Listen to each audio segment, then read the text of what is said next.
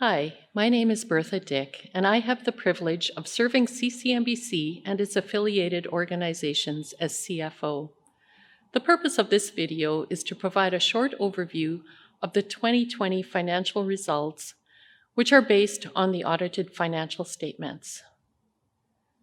With the reorganization behind us, 2020 started as a year to live into the collaborative model by implementing one-stream funding, where churches send their full conference support to the provincial conference, who in turn forwards a portion of this funding to CCMBC.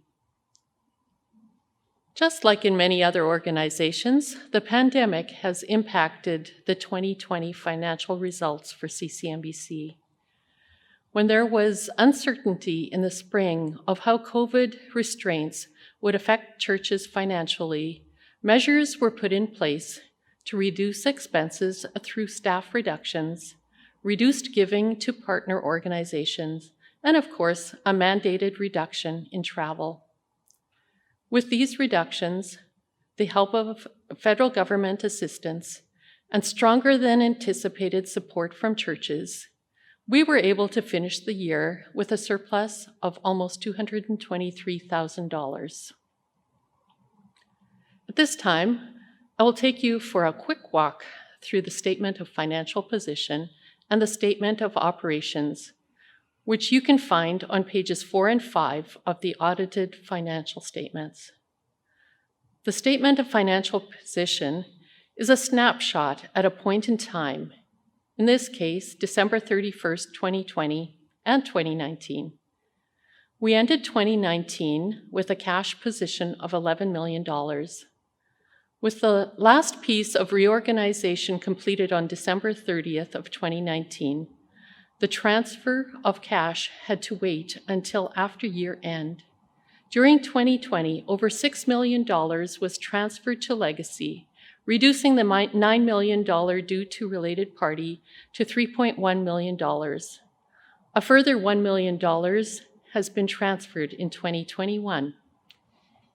The increased balance in accounts receivable relates to the government assistance that was recorded for the year, but not fully received by year end. In 2020, CCMBC had 18 church plants operating under its charitable status. As donations to church plants are considered designated donations for CCMBC, any excess donations over expenses is reported as deferred contributions. The increase in deferred contributions reflects almost $500,000 of surpluses for these MB church plants. The $223,000 surplus in CCMBC operations for 2020 is reflected in the improvement of unrestricted net assets from a 2019 deficit of $1.5 million to $1.3 million in 2020. CCMBC and Legacy are developing a plan and schedule to eliminate the deficit of prior years. Unlike the Statement of Financial Position, the Statement of Operation paints a picture of what happens over a period of time, in this case, the year 2020. Generally, one would be able to compare the two reported years. However, that would not be relevant because the 2019 results include operations that have now been moved to Legacy. One number that can be compared is that of church contributions. Starting with a budget of $1.1 million, then adjusting our expectations down to $991,000 in June, we ended the year having received just over $1 million. Grants and donations include about $2 million of MB church planting revenue, which in conjunction with approximately $280,000 of government assistance is directly offset in the specific programming costs, so there is no impact on the bottom line for CCMBC operations. As mentioned earlier, both staffing expenditures and board costs reflect the reduction in expenses due to COVID. The decrease in support of outside agencies reflects about $34,000 of COVID-related reductions, along with a drop in designated donations that flow through to our MB ministry partners.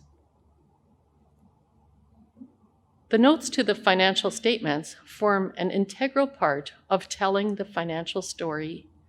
I invite you to review the audited statements as well as the CCMBC report on the non-consolidated financial statements for more information. Thank you on behalf of CCMBC for continued support of your conference, which has allowed us to finish 2020 with a surplus.